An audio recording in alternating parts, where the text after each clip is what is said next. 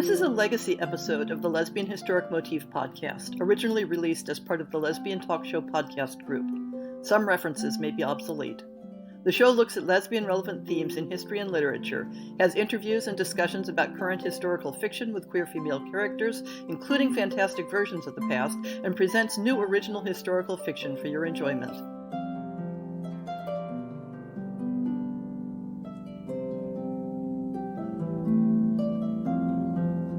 So this week, Heather Rose Jones returns to talk about some of her favorite historical fiction novels featuring strong women characters. I want to talk about two specific books that fall in the historic fantasy genre in general, like my own series. One of them is a book I mentioned in last week's show, which is Ellen Kushner's The Privilege of the Sword. Love that book. That book rocked my world. When it first came out, I read it. I was blown away. I had my heart broken. I was so blown away by it that I needed to not read it for a while again. It took me, I think, about a decade before I went back and reread it. So for those who don't know, The Privilege of the Sword is set in Ellen Kushner's Riverside world, which is it's an entirely secondary world fantasy, but the world is very evocative of old world Europe. I always get a feel that it's sort of 18th century-ish and very French-ish, but the names are kind of all over the map, and it's not specifically tied to any particular time and place. But it is full of scheming aristocrats and political intrigues and daring swordsmen. And the specific book I'm talking about, The Privilege of the Sword, is about the Mad Duke's niece, who he invites to the city as a reconciliation with her branch of the family. And she thinks she's going in to be presented to society and, balls and dresses and parties and all that. And instead, he puts her in boys' clothing and makes her learn to be a duelist. You can see certain echoing themes that ended up in my own work here. And she really falls into the whole romance of being someone's champion idea. She makes friends with another young woman who is, assaulted by her fiancé, by the other woman's fiancé. And our heroine calls out the assaulter and has his champion, meet her in a duel, and it's all wonderful and adventurous. And there is a theme running through it that she is discovering her attraction to women, both in terms of this very passionate friendship with this other young woman, and she definitely lusts after an actress that she meets at some point. And that just caught at my imagination, my heart, my soul, other parts of my body. And I so wanted it to be the story of the daring girls who save each other and fall in love. And at the end of the book, they haven't. At the end of the book, the heroine comes into her own. She is close friends with the woman that she fought the duel for, but they are not obviously romantically involved. There is one erotic scene in the book, but it's with boy. And I came out of it saying, you came so close. You came so close. You were almost the book of my heart.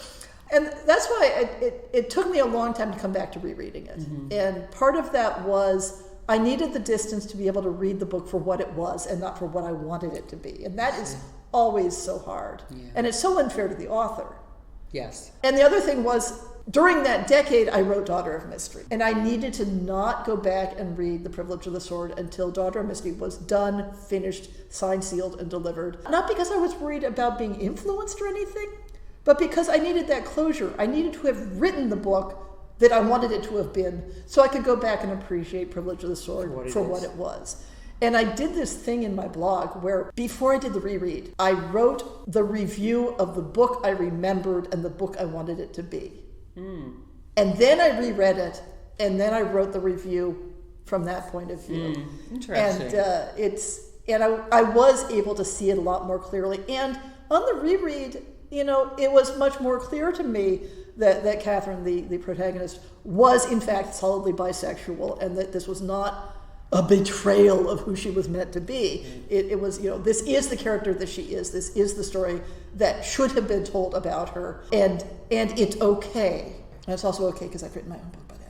Well, and it's been a while since I read it, and then the other one, Swords Point? Yeah, Swords Point is the one about Alec and they're gay. So, yes. So there's a gay element too of her uncle, right? Yeah, her uncle and her uncle's lover.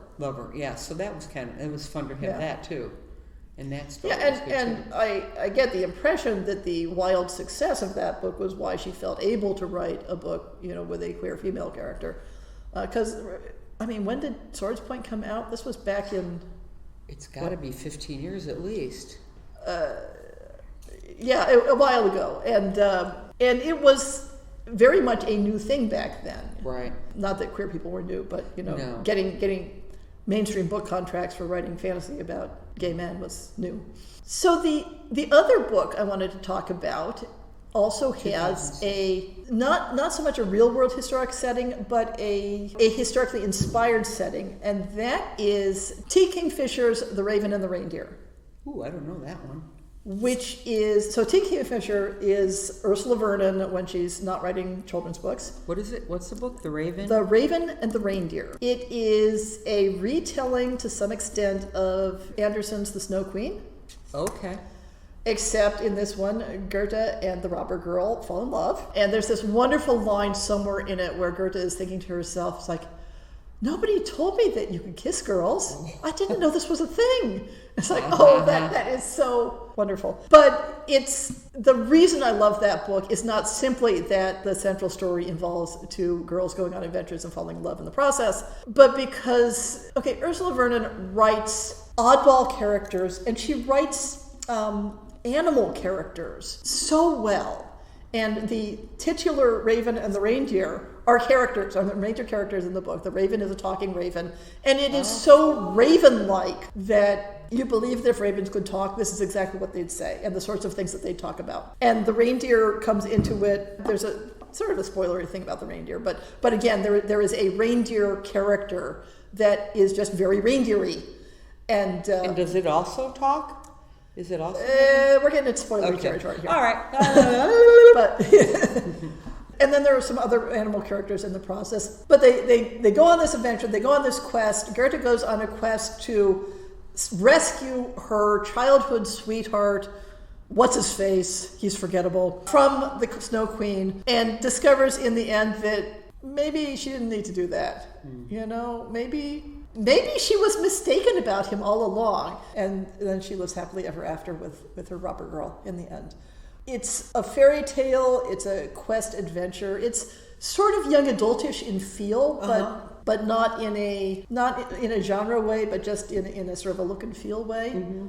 And it is one of the core set of books that convinced me that I am willing to try anything that Ursula Vernon writes.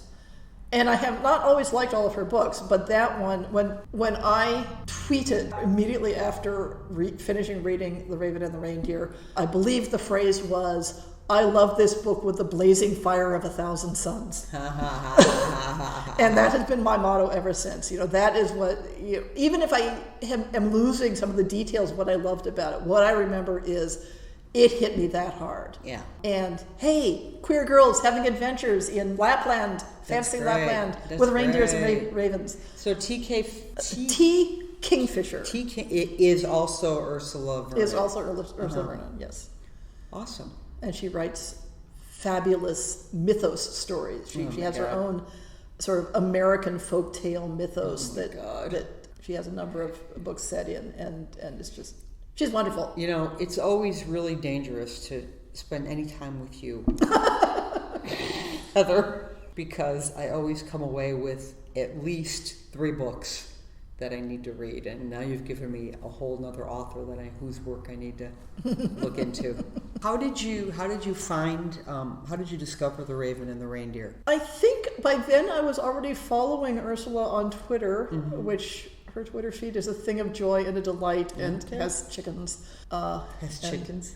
And recently some yaks, and it just... Is she in Lapland?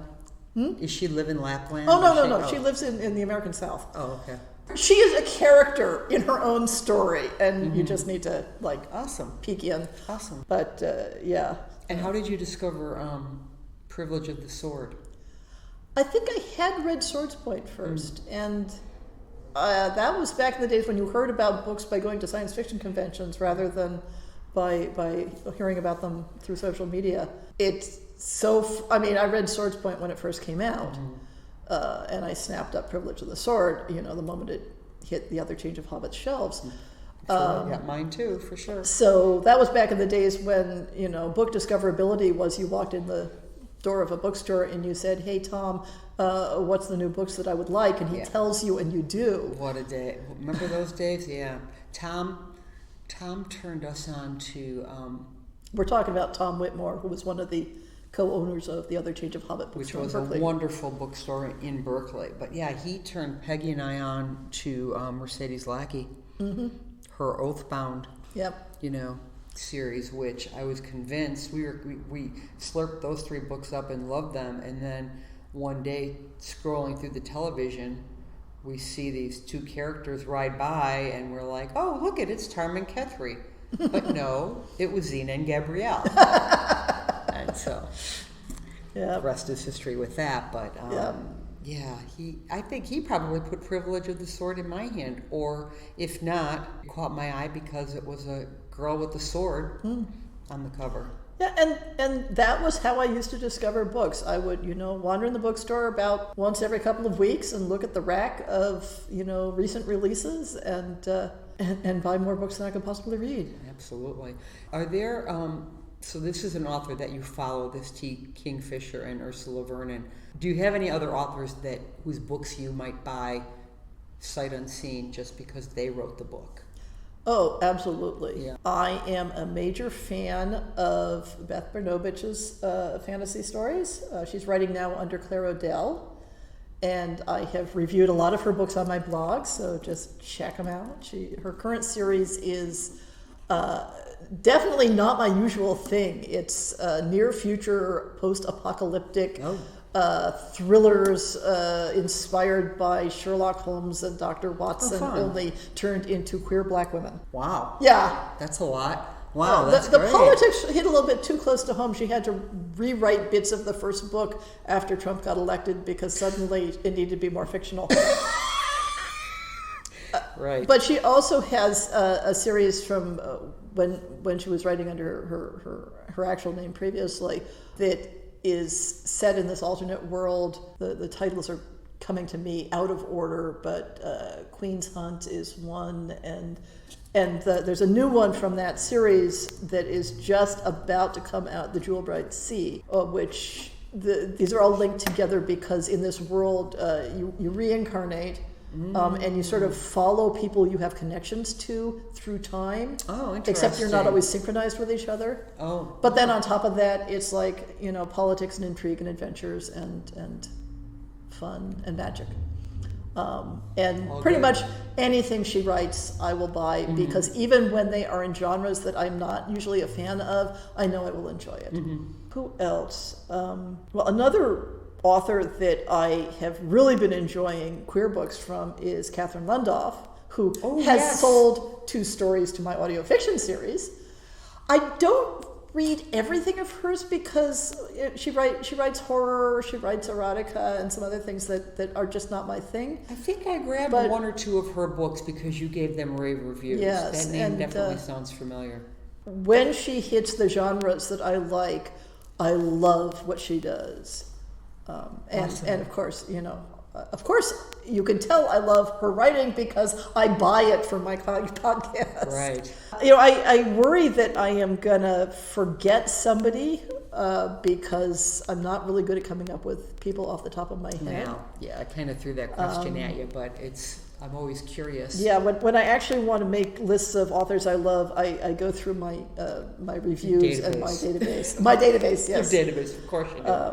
So I'll leave it at that and say, and there are many other authors that I desperately love and will buy immediately sight unseen. I just don't remember who they are right now.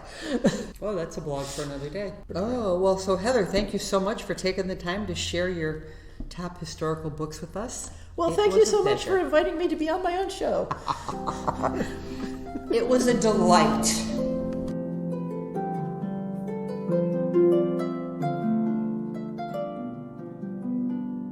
I hope you've enjoyed this episode of the Lesbian Historic Motif Podcast. See the show notes for links to people and topics. Most shows will have a transcript linked as well. If you have a book announcement, a topic suggestion, or might like to appear on the show, please drop me an email. If you enjoyed this podcast, please rate it and subscribe on your favorite podcast app, and consider supporting our Patreon.